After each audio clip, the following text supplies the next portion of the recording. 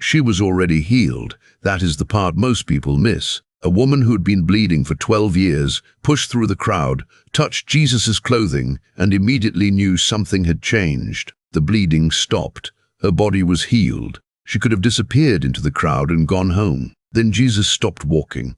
"Who touched me?" The disciples almost laughed at the question. People were crushing against him from every side. Everyone was touching him, but Jesus was not asking about the crowd. He was asking about one woman, and that creates a strange problem. If Jesus already knew what had happened, why make her come forward? Why interrupt an emergency to find her? And why does Mark place this entire story inside another crisis involving a 12-year-old girl who is about to die? Because the healing happens before the question, but the story is not finished until the woman answers. And while Jesus waits for her answer, someone else dies. The scene begins with Jairus. He is a synagogue ruler, a respected man, probably accustomed to people making room when he approaches. But when he reaches Jesus, none of that status matters. He falls at Jesus' feet. "My little daughter is at the point of death." Then he begs, "Come and lay your hands on her, so that she may be made well and live."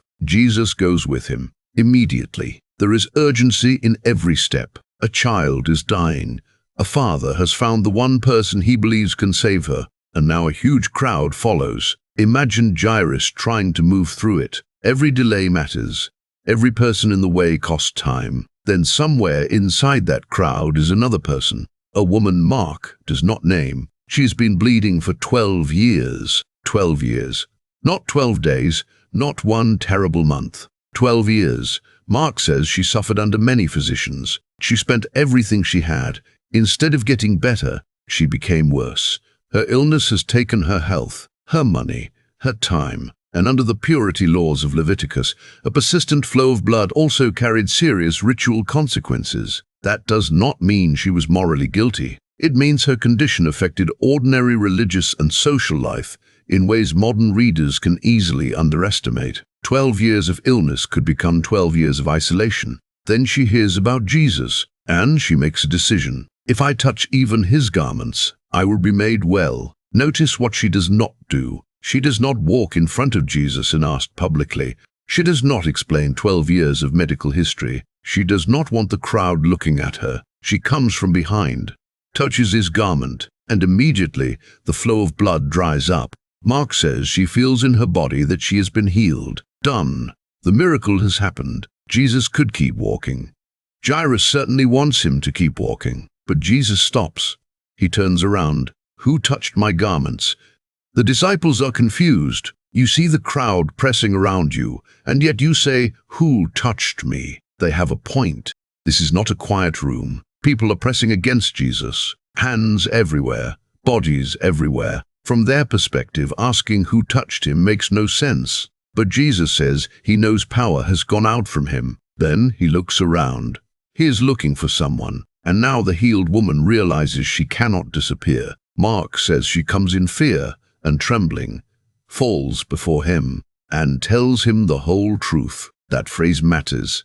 The whole truth. The private miracle becomes a public encounter. And this is where the story changes, because Jesus does not say, "You stole a miracle." He does not say, "Why did you touch me without permission?" He says, "Daughter." That is the only time in the Gospels Jesus directly addresses a woman with that word, daughter. The unnamed woman suddenly receives a relationship word. For 12 years, her condition has defined her life. Sick, bleeding, unclean, poor. Now the first word Jesus gives her is not a diagnosis. It is daughter. Then, your faith has made you well.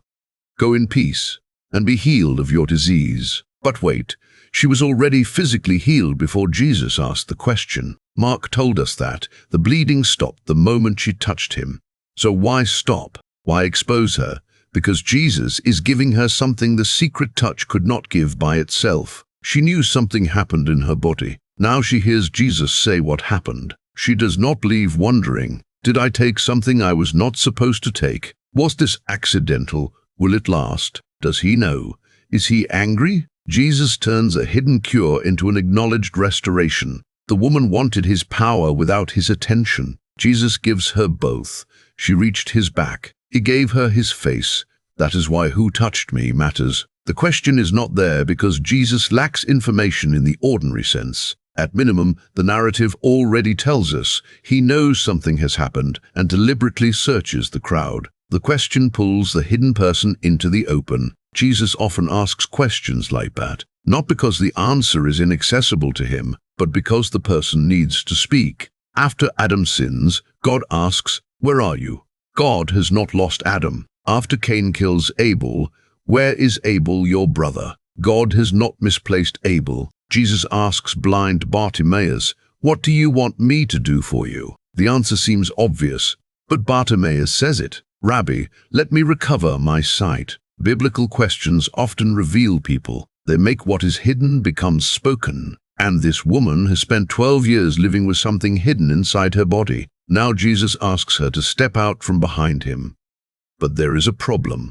Jairus is still standing there, and his daughter is still dying. This is where Mark turns one miracle into a collision between two desperate people. The woman has suffered for 12 years. Jairus' daughter is 12 years old. One life has been marked by suffering for as long as the other has existed. One is an unnamed woman. One is the daughter of an important man. One pushes secretly through the crowd. One has a father publicly begging for help. One has been sick for years. One has only minutes left. And Jesus stops for the person who seems able to wait. That must have been unbearable for Jairus. Imagine being him. You finally find Jesus. Jesus agrees to come. You are moving toward your house. Then he stops to ask, "Who touched me? Your daughter is dying." And Jesus is having a conversation with someone who has already been healed. Why? Every second now feels irresponsible. And before Jesus finishes speaking to the woman, people arrive from Jairus' house. "Your daughter is dead." Then comes the sentence no parent wants to hear. Why trouble the teacher any further? Too late. That is the cost of the interruption. At least that is how it appears. Jesus stopped. Jesus waited. The woman told the whole truth. And during that delay, the girl died. Now suddenly, "Who touched me?" becomes much more dangerous. This was not merely a strange question. The question appears to have cost precious time. And Jesus immediately says to Jairus, "Do not fear, only believe." That sounds almost impossible. Jairus has just heard, "Your daughter is dead." Not sick, not fading, dead. Before the interruption, Jairus needed faith that Jesus could heal a dying child. After the interruption, he needs faith for something much larger. The woman's story did not merely delay Jairus, it prepared him. Jairus has just watched Jesus respond to impossible suffering. 12 years. No doctor could fix it. No money could fix it. One touch, healed. Then Jesus calls the woman, "Daughter." Now Jairus receives news about his own daughter. Do not fear. Believe. Mark has woven these two lives together so tightly that you cannot separate them. A daughter Jesus has just restored stands in the road. A daughter Jairus believes he has just lost lies at home. Then Jesus continues. When he reaches the house, the morning has already begun. People are weeping, wailing. Jesus says, "Why are you making a commotion and weeping? The child is not dead but sleeping." They laugh at him. That reaction tells you how certain everyone is. No one in the house thinks, "Maybe she is only sleeping." They know she has died. Jesus removes the crowd, takes the girl's father and mother, goes into the room. Then he takes her by the hand. "Talitha kumi," "Little girl, I say to you, arise." And she gets up. Immediately, Mark adds the detail. She is 12 years old. There is the number again. The woman had suffered 12 years. The girl had lived 12 years. That does not mean Mark is giving us a numerological code. It means that two stories belong together. For 12 years, one woman has been losing life slowly. For 12 years, this girl has been growing into life. On the same day, both reach a crisis. One reaches Jesus from behind. Jesus reaches for the other by the hand. The woman touches him. Jesus touches the girl. And in both cases, the direction of uncleanness is reversed. Ordinarily, contact with blood or death would create ritual impurity under the law. But Jesus is not overwhelmed by impurity. Life moves the other direction. The bleeding stops. The dead girl rises. Jesus does not become less whole by touching brokenness. Brokenness loses ground when it meets him. That is a much bigger pattern than the first question suggests. Who touched me? A woman nobody names. Then, who did Jesus touch? A girl everyone thought was beyond help. One reaches for him in faith. One cannot reach for anyone because she is dead. Jesus is enough for both. If Bible stories like this become completely different when you notice how the details connect, subscribe. We follow the text closely and let the story reveal what quick readings usually miss. Now return to the woman. Why was she afraid? Mark says she came in fear and trembling. We should not pretend the text gives us one private explanation of her emotions, but the scene itself gives us plenty to understand. She wanted anonymity. Now Jesus is searching for her. The crowd is watching. Her condition was deeply personal, and she may not yet know whether Jesus considers what she did acceptable. So she tells him everything, the whole truth.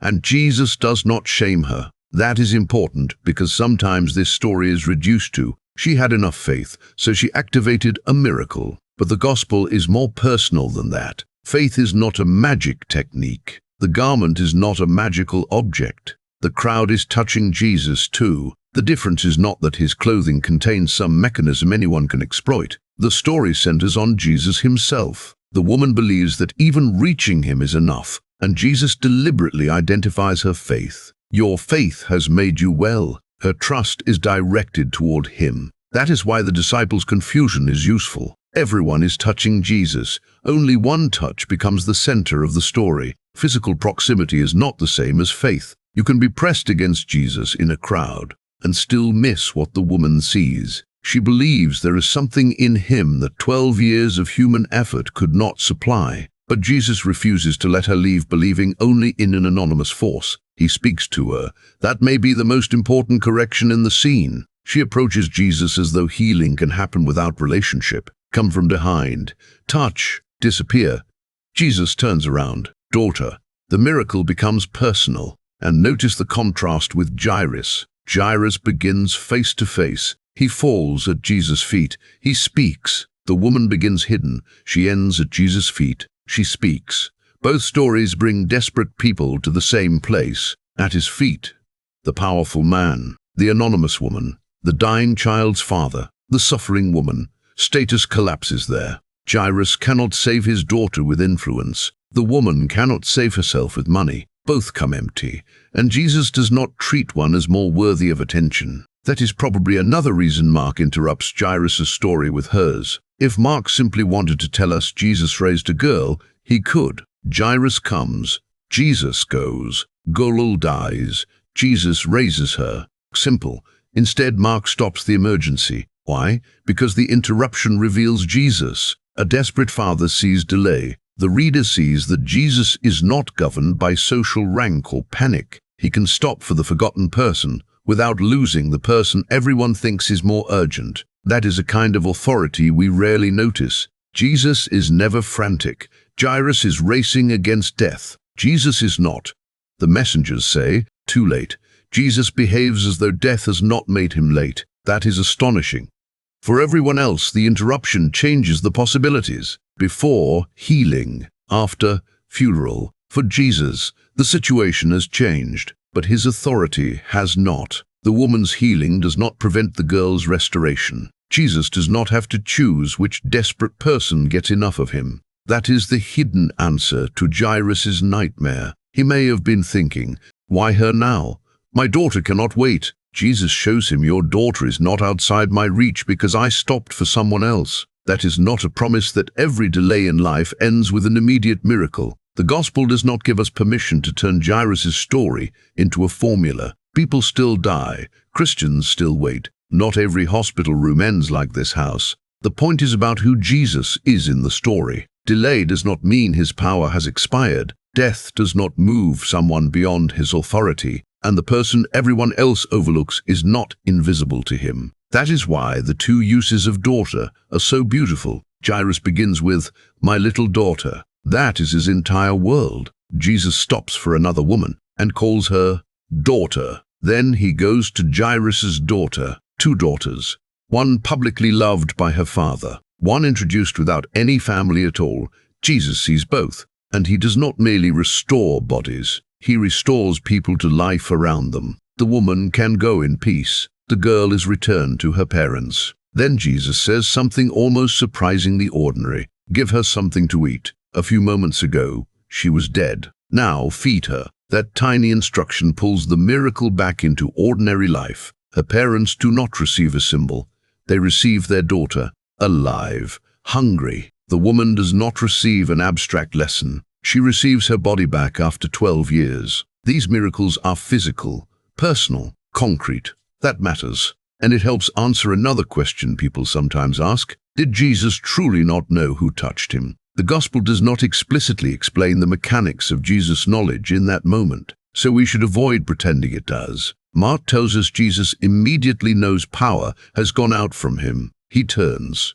He asks. He looks around to see the one who had done it. Whatever precise relationship between divine knowledge and the question we construct theologically, Mark's narrative purpose is clear. The question makes the woman emerge. Without the question, she disappears healed. With the question, she becomes known. That is the difference. The bleeding stopped before she spoke, but the story was not finished. Her body needed healing. Her hidden life needed peace. And Jesus would not let her reduce him to a cure she could touch without ever being seen. That is why he asks, not to humiliate her, not because the crowd has confused him, not because healing happened accidentally. The question creates encounter.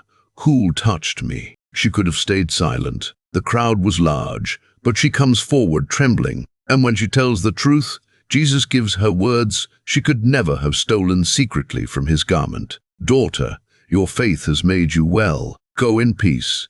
Those words matter because healing without certainty could leave fear behind. Jesus does not merely stop the bleeding. He sends her away knowing where the healing came from and how he receives her. Then, almost immediately, he walks into a house where another family believes hope has disappeared. The first miracle says, 12 years is not too long. The second says, death is not too late. Together they stretch the problem in both directions. Too long. Too late. Jesus answers both. The woman thinks, I have suffered too long. Jairus hears, you arrived too late. Neither statement limits Jesus. That is the architecture Mark builds. And it makes the original question much richer. Who touched me? Delays the journey to Jairus' house. But the delay exposes exactly the kind of faith Jairus is about to need. He watches a woman come trembling and leave as daughter. Then he hears his own daughter is dead. Jesus turns to him.